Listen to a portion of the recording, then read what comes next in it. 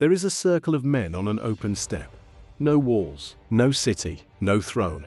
Just grass, flattened by hooves and boots. A wind that does not stop.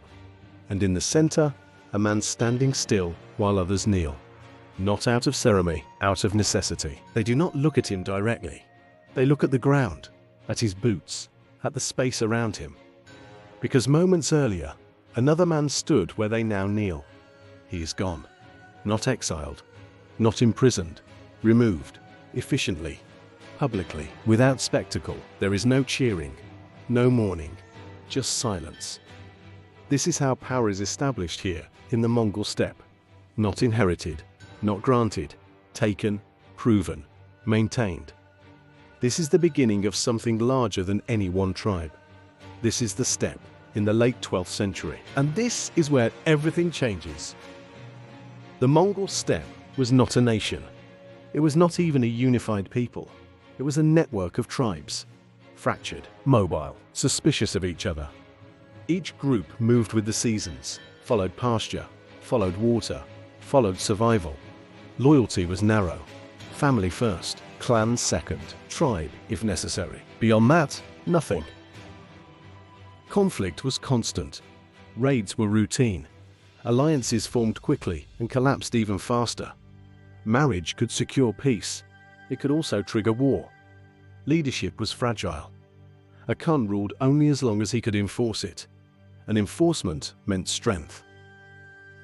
In this world, a boy named Temujin was born into the Borjigin clan, sometime around 1162.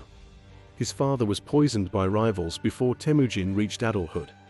His family was abandoned by their own tribe soon after. This is not metaphorical abandonment. It was literal, left without protection, without food, without status. They survived by scavenging, hunting small animals, eating roots.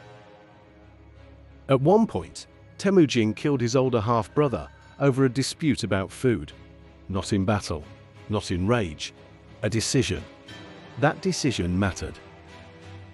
Temujin's early life was not unique in hardship. Many on the steppe suffered. What was unusual was what followed. He did not accept the structure he was born into. He began to reshape it, carefully at first.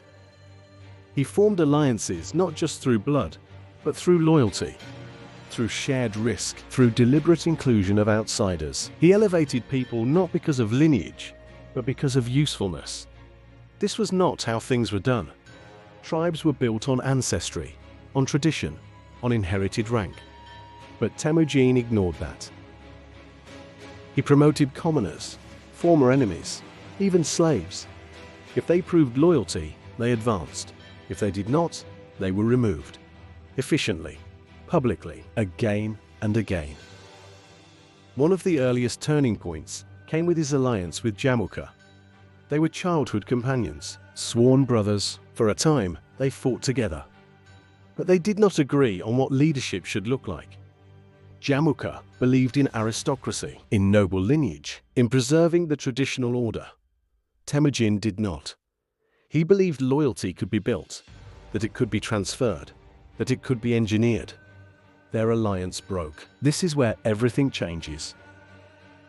What followed was not a single war, but a series of escalating conflicts across the steppe.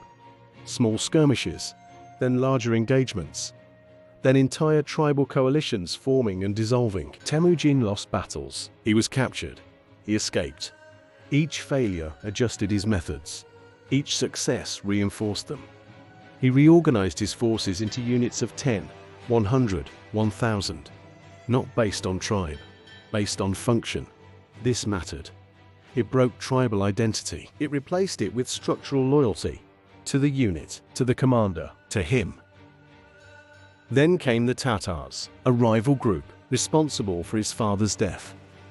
Temujin did not simply defeat them, he dismantled them. After victory, he ordered a census of Tatar males.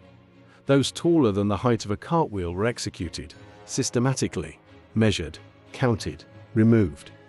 This was not revenge alone, it was policy. Eliminate future threats, absorb the remainder. Children and women were redistributed among his followers. Their identity dissolved into his growing system. And it gets worse.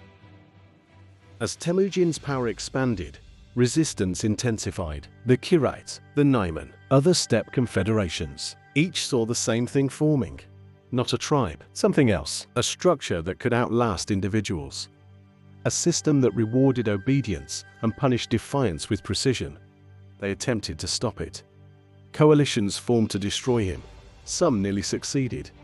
But Temujin adapted faster than they coordinated. He used deception, feigned retreats, intelligence networks, rapid movement across terrain. Others considered impossible. He turned victories into absorption. Defeated warriors were not always killed.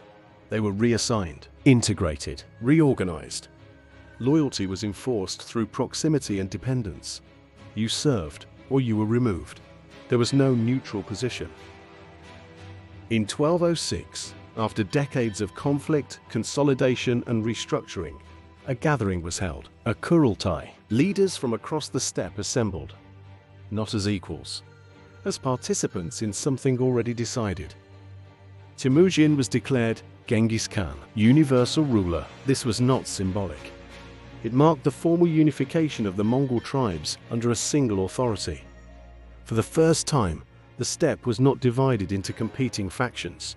It was aligned, organized, directed. This is where everything changes.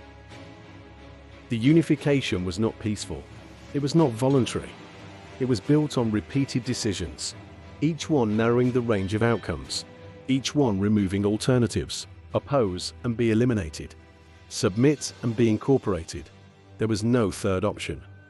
Genghis Khan codified laws, the Yasa, rules governing behavior, military discipline, loyalty. They were strict, often severe, but they were consistent. Consistency mattered. It created predictability. In a world previously defined by shifting alliances and arbitrary power, this was new and effective. The military structure expanded. Decimal organizations scaled upward. Commanders were appointed based on merit. Communication improved. Signals, messengers, pre-arranged strategies. The army could move faster, strike harder, reorganize mid-conflict. And behind it all was the same principle: loyalty to the system, not the tribe. That decision mattered. The effects were immediate. Internal conflict decreased. External campaigns increased. The energy once spent on intertribal warfare was redirected outward, first against neighboring states, then further. The steppe, once fragmented, became a launching point, a base, a machine. But the unification itself, this moment often described as inevitable, was not. It was contingent.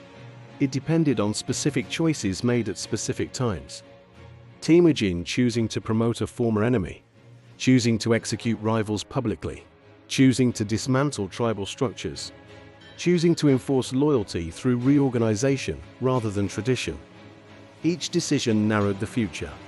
Each one made alternative paths less likely. This is not destiny. It is accumulation. Return to the circle, the flattened grass, the kneeling men, the absence where someone once stood. That moment is repeated across the steppe, in camps, in councils, in battlefields. A decision is made. Someone is removed. Others adjust. Loyalty shifts. The system grows. It does not expand through inspiration. It expands through clarity, through consequence, through repetition. By 1206, the process is complete. Not because conflict has ended, but because internal opposition has been eliminated or absorbed. The Mongol tribes no longer exist as independent entities. They exist as components of something larger, something directed, something unified. Because unification is not the end, it is just the beginning. The same structures that allowed one man to consolidate the steppe will allow his successors to move beyond it, far beyond it, to apply the same methods to cities, kingdoms, empires. But that comes later. For now, the focus remains on the moment of convergence, the point at which fragmentation becomes unity, at which individual survival strategies are replaced by collective expansion. Look again at the circle, at the man standing, at the men kneeling. at the empty space. Nothing about it appears monumental. There is no architecture, no inscription, no record carved in stone, but the consequences extend outward, across continents, across decades, across millions of lives. This is how the Mongol tribes were unified, not by shared identity, not by peaceful agreement, not by a sequence of decisions, each one deliberate, each one enforced, each one narrowing the future until only one path remained. This is where everything changes, and it did not have to happen this way. But once it began, it became increasingly difficult for it to happen any other way. That is the nature of accumulation. That is the structure of inevitability. And it began, as many such things do, with just a small circle of men,